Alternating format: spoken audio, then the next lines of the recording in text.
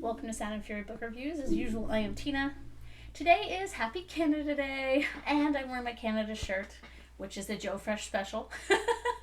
If you are in Ontario, you know what that means.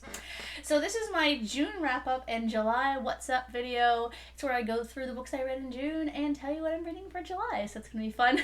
So to start it off, I read 9 books in June. I read 4 sci-fis, 1 contemporary fiction, 1 classic sci-fi, 3 fantasies, but I only reviewed 2 of them as I didn't have time to film the third one. It'll be coming out next month for sure.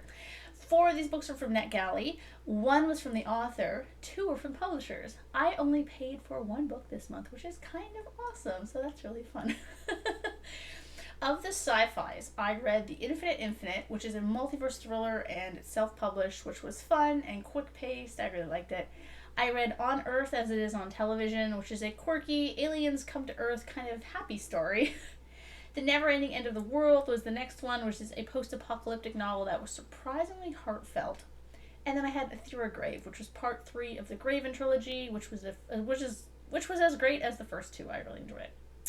For the fantasy books, there was the fun pirate adventure Darkwater Daughter, and then the kind of meh Archive Undying. The fantasy I read but didn't review yet was The Bone Shard Daughter. I listened to it on audiobook and I didn't know how long it would take me, so I didn't plot it into my review schedule, which is why I didn't review it.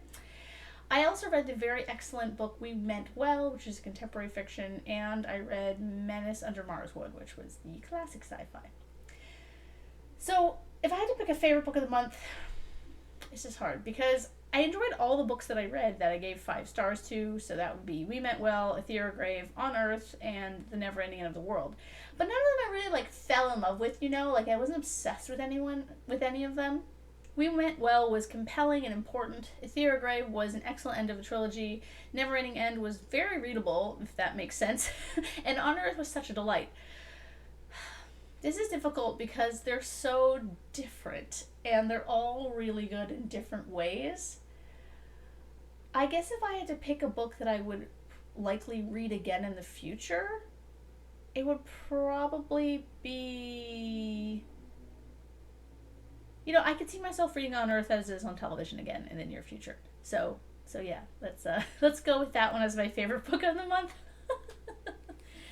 So coming up in July, we have a whole ton of books because I'm going on vacation. So that means I'm going to be reading a lot more books in theory. First, we have 3 self-published books that I agreed to. Well, 2 that I agreed to and 1 that I just found on Instagram that I kind of fell in love with and had to read it. So that one is A Gallery for the Barbarian, which looks like a weird as hell fantasy about what I believe is some sort of undead painter and his muse. You will find out about that very shortly because I think I'm going to be reading it over the weekend. Then I have the much anticipated, by me anyway, Down Below Beyond by T.A. Bruno, a space opera about portals and aliens. He wrote the In the Orbit of Sirens book that I reviewed last year. I think it was a finalist in the first SBFFC, so that's really cool. I'm very excited to read his second book. And he sent me a hardcover. Isn't it nice? Yeah. So I'm going to be reading that one very, very shortly. I'm also going to be reading Behind Blue Eyes, which is a cyberpunk thriller sci-fi that the author asked if I review, and I said, sure.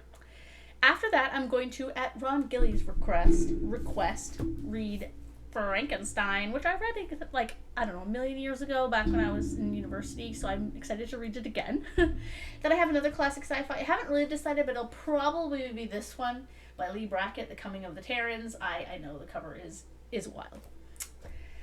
I'm also going to be reading the last Space Captain Smith book in the 6-book trilogy, the 6-book series.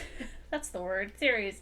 Because I always read Space Captain Smith on my birthday. I've been reading it every year on my birthday for 6 years or something. So gotta keep up with that trend in my life.